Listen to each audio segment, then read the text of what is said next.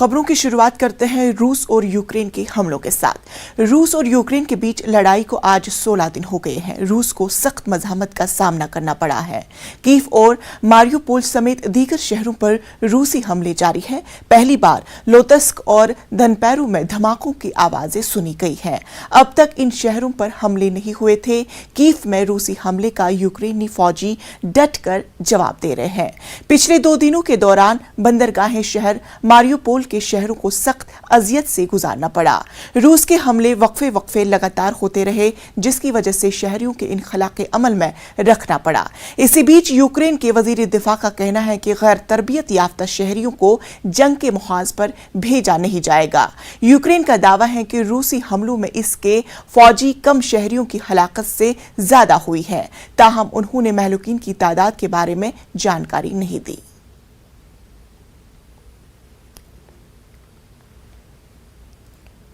रूसी जारहियत का सामना कर रहे यूक्रेन की मदद के लिए अमेरिका सामने आया है। रूसी जारहियत के बाइस बका की लड़ाई लड़ रहे हैं। यूक्रेन को फौजी और इंसानी इमदाद फराहम करने के लिए अमेरिकी कांग्रेस ने 14 बिलियन का बजट मंजूर कर लिया है। वहीं अमेरिका की नायब सदर हैरिस ने यूक्रेन पर रूस के हमले से बेघर होने वालों के लिए $50 मिलियन से ज्यादा इमदाद का ऐलान किया।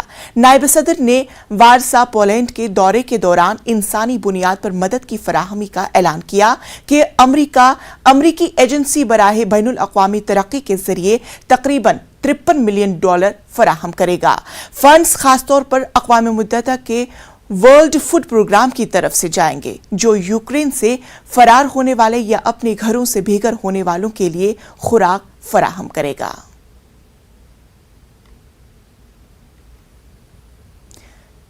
पंजाब में आप के वज़ारत आला के ओहदे के उम्मीदवार भगवंत मान आज पहुंच रहे हैं। पंजाब असेंबली इंतखाबात में पार्टी को मिली शानदार जीत के बाद मान की केजरीवाल से पहली मुलाकात होगी। भगवंत मान ने कल ही ये साफ कर दिया कि वो हल्फ राजभवन में नहीं बल्कि कटकड़ कलां में लेंगे।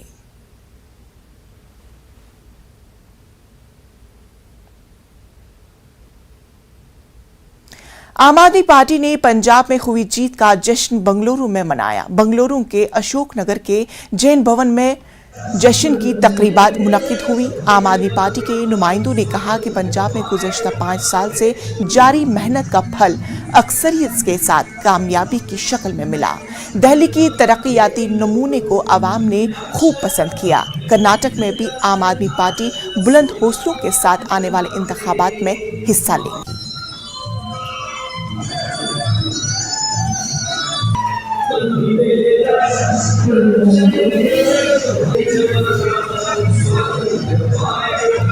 पंजाब में हमने 5 साल पहले जब हमने इलेक्शन में हिस्सा लिया था, हमको 22 सीट आई हुई थी। हमने उस 22 सीटों की असेंबली में हमने इतना मेहनत किया कि पंजाब के लोग देख के हमको आज इतनी बड़ी जीत दी है कि सारा हिंदुस्तान देख रहा है। ये जीत उन सियासतदानों के खिलाफ है जो सियासतदान समझते थे कि ये पॉलिटिक्स उनकी जागीर है। पॉलिटिक्स किसी की जागीर नहीं, ये आम आदमी पार्टी जो हम हुकूमत बनाने जा रहे हैं, हम दिखाएंगे कि असली सियासत नेक क्लीन पॉलिटिक्स क्या होती है। इन सियासतदानों ने अब तक कोई कुछ नहीं किया है। अब देखा है 5 साल 7 साल में आम आदमी पार्टी ने दिल्ली में क्या क्या किया है। एजुकेशन में तो एक ऐसा बदलाव लेके आया है, पूरी दुनिया में बात करते हैं। इधर वाशिंगटन में ले लीजिए, ट्रम्प की बेटी खुद बोली कि मैं कोई और स्कूल नहीं देखूंगी, मैं दिल्ली की स्कूल देखना चाहती हूँ। क्योंकि उनका इंटेंशन, उनकी नीयत साफ है। बिकॉज उसके लिए आम आदमी पार्टी पंजाब में इतनी ज़बरदस्त जीत पाई है। दिल्ली का जो मॉडल है, गवर्नमेंट का जो मॉडल है, वो हर कोई फॉलो करना चाहता है। हम देखते हैं कि जहाँ तक एजुकेशन है, हमारा बेस्ट एजुकेशन है। अगर आप इंफ्रास्ट्रक्चर से लीजिए और एजुकेशन से लीजिए, और एंटरप्रेन्योरशिप क्या चीज़ थी हमारे बच्चों को पता ही नहीं था। उस बच्चे को भी एक चांस मिल रहा है कि अच्छा एजुकेशन मिले, अच्छा उसको अपॉर्चुनिटीज़ मिल रहे हैं, उसको पता चल रहा है कि कॉन्फ्रेंस क्या चीज़ होती है, उसको स्विमिंग पूल की फैसिलिटी मिल रही है, बेस्ट लैब फैसिलिटी मिल रही है। खुशी इस बात की है कि सच्चाई की जीत हुई। आम आदमी पार्टी काम करने के लिए आई है। यहाँ तक कि जो भी आम आदमी पार्टी में है वो पॉलिटिशियन नहीं है। हम लोगों को पॉलिटिशियन काम करना नहीं आता है। हमारे पास वजीर आजम नरेंद्र मोदी आज से 2 दिन के गुजरात दौरे पर हैं। गुजरात पहुंचने पर वजीर आजम का शानदार इस्तकबाल किया गया। आते हुए राज्यों में, तो निश्चित तौर पर ऐसे हम देखते हैं कि पंचायतों की जो भूमिका है वो बहुत महत्वपूर्ण ये है। भव्य तस्वीरें शैलेंद्र, एक बार अपने दर्शकों को फिर से बताएं कि किस तरह से जो गुजरात की जनता है वो प्रधानमंत्री आज वजीर आजम नरेंद्र मोदी आज से 2 दिन के गुजरात के दौरे पर है। गुजरात पहुंचने पर वजीर आजम का शानदार इस्तकबाल किया गया। 4 किलोमीटर तक इंसानी जंजीर बनाई गई है। वजीर आजम मेरा गांव मेरा गुजरात सम्मेलन में शिरकत करेंगे। कल वजीर आजम रक्षा शक्ति विश्वविद्यालय के प्रोग्राम में शिरकत करेंगे। वजीर आजम सरदार पटेल स्टेडियम से खेल महाकुंभ का इफ्तिताह भी करेंगे। के जरिए कैसे वो जनता से मिलते हुए पहुंचेंगे। और सबसे अहम बात हमने देखी है शैलेंद्र, हमेशा से इस तरह के रोड शो जब भी प्रधानमंत्री करते हैं तो भले ही कितनी ज्यादा सुरक्षा होती है, लेकिन लोगों से उनका संवाद, लोगों से जब वो मुखातिब होते हैं, सरल सौम्य। आपको बता दें कि वजीर आजम नरेंद्र मोदी का गुजरात में शानदार इस्तकबाल किया जा रहा है। 4 किलोमीटर तक इंसानी जंजीर बनाई गई। मेरा गांव मेरा गुजरात सम्मेलन में वजीर आजम नरेंद्र मोदी शिरकत करेंगे। कल वजीर आजम रक्षा शक्ति विश्वविद्यालय के प्रोग्राम में शिरकत करेंगे। सरदार पटेल स्टेडियम से खेल महाकुंभ का इफ्तिताह भी करेंगे। और अब हम जब देख रहे हैं,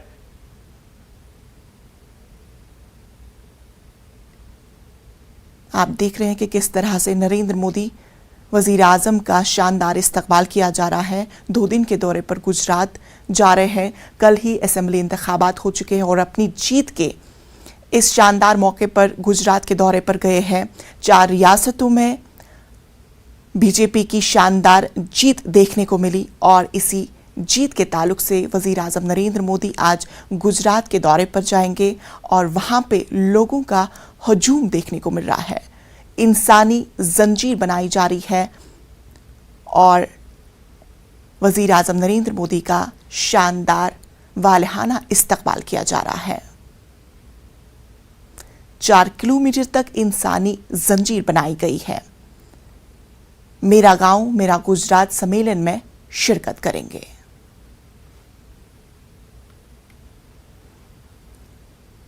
महाराष्ट्र की उद्धव ठाकरे हुकूमत आज साल 2022 और 23 के लिए अपना बजट पेश करेंगी। वजीर खजाना अजीत पवार असेंबली में दोपहर 2 बजे बजट पेश करेंगे। कल रियासत की इक्तिसादी सर्वे रिपोर्ट पेश की गई थी, जिसमें रवा साल के लिए तरक्की की शरह 1.12% बताई गई है। बजट पर अवाम और सन्नतकारों की खुसूसी निगाह होगी। महाराष्ट्र में म्युनिसिपल इंतखाबात होने वाले हैं, जिसे देखते हुए ये अंदाजा लगाया जा रहा है कि इस बजट में आम आदमी पर बोझ भी नहीं डाला जाएगा।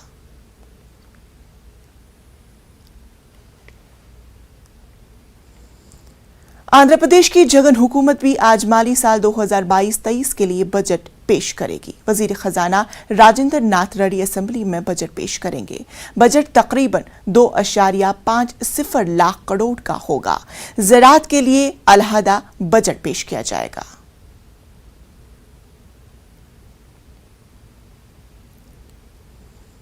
Telangana state road transport corporation ने महात्मा गांधी बस स्टेशन पर खवातीन मुसाफिरों की सहूलियात के लिए बेबी ट्रॉली सर्विस शुरू की है।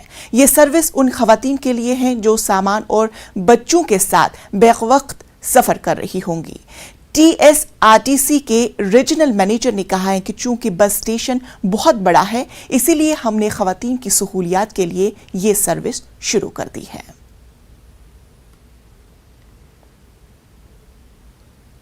बॉम्बे हाईकोर्ट नवाब मलिक की गिरफ्तारी को चैलेंज करने वाली अर्जी पर आज भी समाअत करेगी। जुमेरात को समाअत के दौरान ईडी की जानिब से नवाब मलिक की अर्जी को मुस्तरद करने की अपील की गई थी। एजेंसी के मुताबिक नवाब मलिक की अर्जी काबिल समाअत नहीं। इन्फोर्समेंट डायरेक्टरेट ने अदालत में अपना मौक़िफ़ पेश करते हुए कहा कि इस केस में तमाम पहलुओं पर गौर-व-खोज करने के बाद नवाब मलिक को गिरफ्तार किया गया। इस मामले में 2 जजों की बेंच आज भी समाअत करेगी।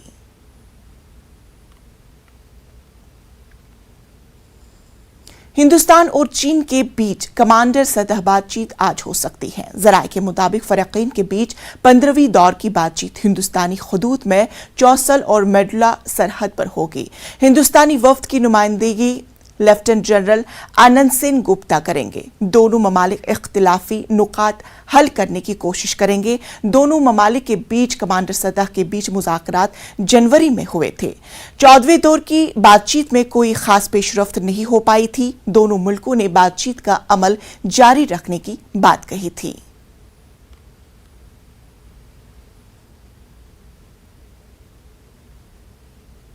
वक्त हुआ छोटे से वक्फे का। बने रही न्यूज़ 18 उर्दू के साथ।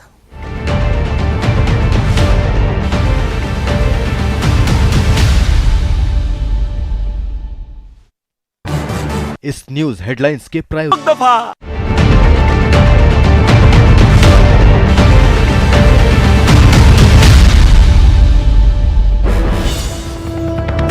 लखनऊ से बड़ी खबर आ रही है हल्फ बर्दारी तकरीब के ताल्लुक से। हल्फ बर्दारी तकरीब को लेकर जल्द ही किया जा सकता है ऐलान। होली से पहले भी मुनाकिद हो सकती है हल्फ बर्दारी तकरीब। 15 मार्च को हो सकती है हल्फ बर्दारी की तकरीब। अभी हतमी फैसला होना बाकी है। हल्फ बर्दारी में पीएम मोदी और अमित शाह की शिरकत मुतवक्का। आपको ये खबर लखनऊ से बताए जा रहे हैं कि हल्फ बर्दारी तकरीब को लेकर जल्द ही कोई फैसला लिया जा सकता है। होली से पहले भी मुनक्किद हो सकती है हल्फ बर्दारी तकरीब। 15 मार्च को हो सकती है हल्फ बर्दारी तकरीब। अभी हतमी फैसला नहीं लिया गया है। हल्फ बर्दारी में पीएम मोदी और अमित शाह की शिरकत भी मुतवक्का है। 5 रियासतों के असेंबली इंतखाबात के नतीजे बहुत कुछ बयान कर रहे हैं। खासतौर पर उत्तर प्रदेश के नतीजे काफी चौंकाने वाले हैं। तकरीबन 3 दहाइयों के बाद ऐसा होगा जिस किसी पार्टी की दूसरी बार उत्तर प्रदेश में हुकूमत बन रही है। इस बार उत्तर प्रदेश के इंतखाबात में अपोजिशन के लिए जितना अच्छा मौका था, शायद आने वाले कई सालों में ऐसा मौका हाथ न लगे। चाहे वो महंगाई हो, बेरोजगारी, आवारा मवेशी, कोरोना के बाद लाशों पर सियासत, नतीजों में इसका कोई असर नहीं दिखा। पसमानदा तबके के लीडरों ने समाजवादी पार्टी का दामन पकड़ा तो रियासत की सियासत में हिंदुत्व बनाम समाजी इंसाफ की लड़ाई आमने सामने थी। लेकिन नताइज बता रहे हैं कि अपोजिशन इस लड़ाई में कामयाब नहीं हो सका। सबसे ज्यादा हैरत बीएसपी को लेकर हो रही है। सवाल ये पैदा होता है कि आखिर मायावती का कोर वोट बैंक कहां गया। उन्नाव, लखीमपुर खेरी और हाथरस जैसी सीट को भी अपोजिशन बुना नहीं पाई। बहरहाल एक बार फिर योगी की हुकूमत बनने जा रही है। अपोजिशन को फिर 5 साल जमीनी सतह पर मेहनत करनी पड़ेगी और भीड़ को वोट बैंक में कैसे तब्दील किया जाना चाहिए, इस पर पूरा गौर-व-खोज करना पड़ेगा। वहीं उत्तर प्रदेश की आवाम का शुक्रिया, सीटें 1.5 गुना करने के लिए शुक्रिया अदा किया गया। ये ट्वीट अखिलेश यादव की जानिब से किया गया। उन्होंने उत्तर प्रदेश की आवाम का शुक्रिया अदा किया। सीटें 1.5 गुना करने के लिए शुक्रिया अदा किया गया। वोट फीसद 1.5 गुना करने के लिए शुक्रिया। बीजेपी की सीटों को कम किया जा सकता है। बीजेपी की सीटें कम करने का सिलसिला लगातार जारी रहेगा। कुछ बरहम दौड़ गया, कुछ आए, कुछ भरम दूर हो गया, कुछ आगे हो जाएगा। इस तरह का ट्वीट अखिलेश यादव की जानिब से किया गया, जहां पर उन्होंने उत्तर प्रदेश की आवाम का शुक्रिया अदा किया और आने वाले इंतखाबात के लिए सही मौका ढूंढने की कोशिश की है। वहीं योगी ने भी ट्वीट किया। उन्होंने कहा कि यह जमहूरियत की जीत है।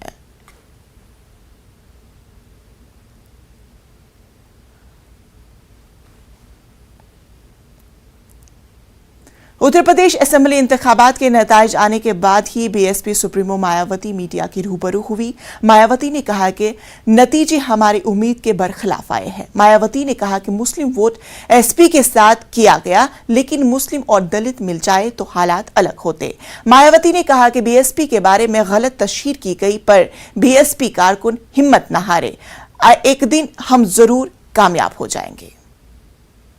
और कल यूपी विधानसभा चुनाव के बीएसपी की उम्मीद के विपरीत जो नतीजे आए हैं, तो उससे घबराकर व निराश होकर पार्टी के लोगों को कतई भी टूटना नहीं है, बल्कि उसके सही कारणों को समझकर व उनसे बहुत कुछ सबक सीखकर अब हमें अपनी पार्टी व मूवमेंट को फिर से आगे बढ़ाना है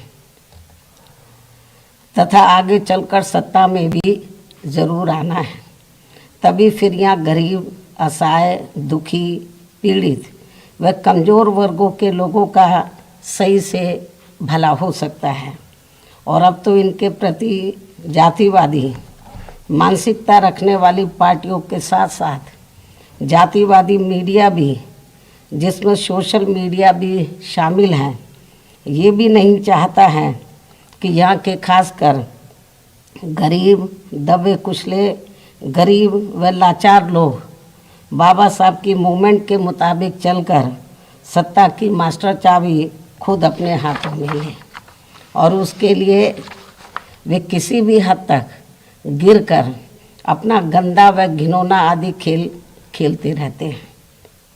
इसलिए यूपी का वर्तमान चुनाव परिणाम बीएसपी के करोड़ों लोगों की रात दिन की कड़ी तन मन धन की मेहनत का ये वाजिब फल कतई नहीं है। फिर भी बाबा साहब के अनुयायी पार्टी होने के नाते इस पार्टी के लोगों को अपनी हिम्मत कतई नहीं हारना है।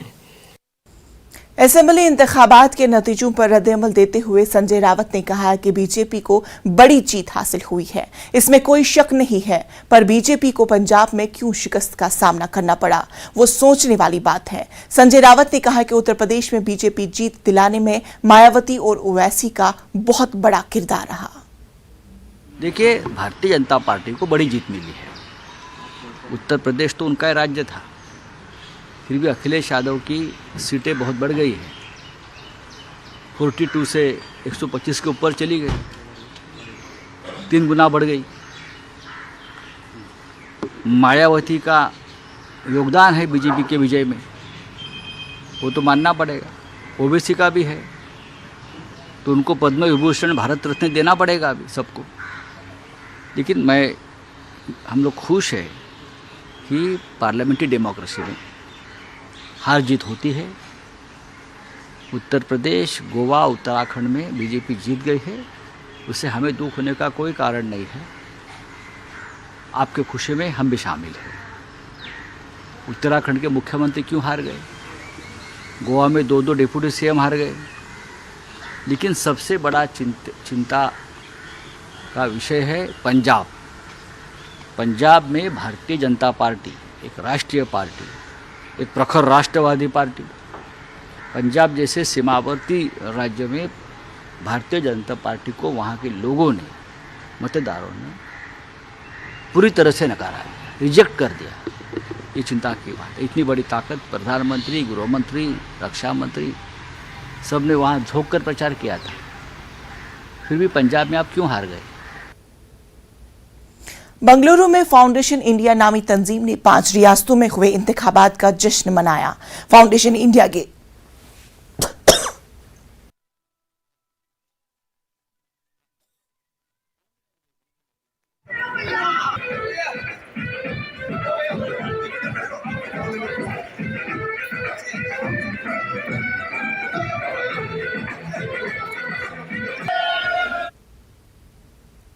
बंगलुरु में फाउंडेशन इंडिया नामी तंजीम ने 5 रियासतों में हुए इंतखाबात का जश्न मनाया। फाउंडेशन इंडिया के नुमाइंदों ने कहा कि उत्तर प्रदेश, उत्तराखंड, मणिपुर, पंजाब और गोवा में लोगों ने जात पात की सियासत को ठुकरा दिया है, विकास और डेवलपमेंट के लिए वोट दिया है। फाउंडेशन इंडिया नामी तंजीम बंगलुरु में रहने वाले शुमाली हिंदुस्तान के ताजरों, समाजी कारकुनान का इदारा है, जो समाजी कामों में बढ़ चढ़कर हिस्सा लेता हुआ आ रहा है। डेमोक्रेसी और ये 5 इलेक्शन के बाद हम स्टेट्स ने देखा है, कई जगह तो कई वोटर्स भी 500 हैं, फिर भी बूथ खोला गया है, 200 वोटर के लिए भी बूथ खोला गया। That shows how vibrant is our democracy. कोई भी जीते, कोई भी हारे, लेकिन सबको अपॉर्चुनिटी दिया गया है। Everything has gone well, elections have gone well, no problem, no violence. Politics छोटे मोटे वायलेंस है, but it's okay, but not much violence. So everything is gone well and results have come out great. Another 2 hours we should be fine. विकास, stability और peaceful state होना चाहिए, अच्छा माहौल होना चाहिए, तो उसका लोगों ने समर्थन किया और उस पार्टी को समर्थन देके जितवाया है। अभी जो वोटिंग हुआ है मोदी जी के काम के ऊपर हुआ है। लोग बोल रहे थे कि कोविड में कोई काम नहीं हुआ है। मोदी जी ने जितना काम किया है, योगी जी ने जितना काम किया है देश में, उतना काम किसी ने किया है। और उन्हीं कामों का आज नतीजा है कि 5 राज्यों में से 4 राज्यों में भारतीय जनता पार्टी की सरकार आ रही है। और मोदी जी जो देश के लिए काम कर रहे हैं, आज हमारे यूक्रेन में जितने भारतीय फंसे हुए थे वो देश में मोदी जी ही हैं जो सबको निकाल के लाए हैं। ये रिजल्ट तो मोदी जी, मैं अभी 15 दिन पहले यूपी जाके आया हूँ। यूपी का मैंने देखा है रोड, मतलब आज से 70 साल से जितना रोडों का विकास नहीं हुआ वो 5 साल में योगी जी ने विकास करके दिया है। एक जगह ऐसी नहीं रोड है, हाईवे फर्स्ट क्लास, कहीं भी जाओ आप, पहले लगते थे 20 घंटे, आज वहीं 8 घंटे में आप पहुँच जाओ। तो जो विकास के नाम के ऊपर वोट मिला है, मोदी जी ने काम किया है, योगी जी ने काम किया, उसके ऊपर वोट मिला है। कर्नाटक स्टेट राइतु संघ के रियासती सदर कोडी हली चंद्रशेखर ने कहा है कि किसानों को अपने जायज हुकूक के लिए मुसलसल जदोजहद करने की जरूरत है। कोडी हली चंद्रशेखर रायचूर में किसानों के एक मीटिंग से खिताब कर रहे थे। इस मौके पर उन्होंने कहा कि कर्नाटक स्टेट राइतु संघ की जानिब से रियासत में तीनों ज़राई क़वानीन से दस्तबरदारी तक जदोजहद जारी रखी जाएगा। उन्होंने कहा कि मरकजी हुकूमत ने किसानों के एहतजाज के पेश नज़र ही तीनों ज़राई क़वानीन को वापस लिया है, जबकि कर्नाटक हुकूमत की जानिब से इसको रोबे अमल लाने की कोशिशें ताज्जुब खेज है।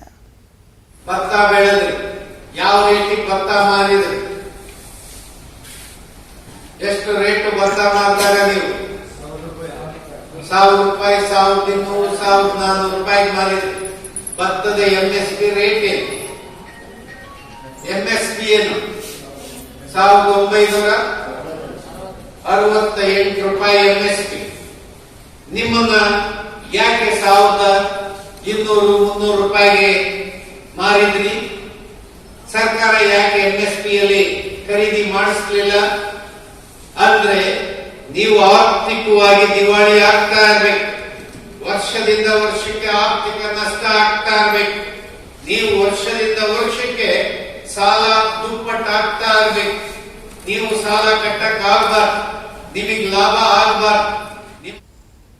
कोरोना वबा के दौरान बाहमी इमदाद व इन्हिसार का जज्बा मुस्तहकम हुआ है। मुल्क इस वबा से मुत्तहिद होकर मुकाबला कर रहा है। टीकाकारी के ऐलान के बाद हम बेहतर ताउन करें जिससे हम कोरोना को मात देने की जानिब कदम बढ़ा सके। नेटवर्क 18 इस मुहिम में हर कदम आपके साथ रहेगा। जब तक सभी महफूज नहीं तब तक कोई महफूज नहीं होगा। और इसी सोच की बुनियाद पर हमारी मुहिम संजीवनी का मकसद ये यकीनी बनाना है कि वैक्सीन पाना सभी हिंदुस्तानियों का हक है।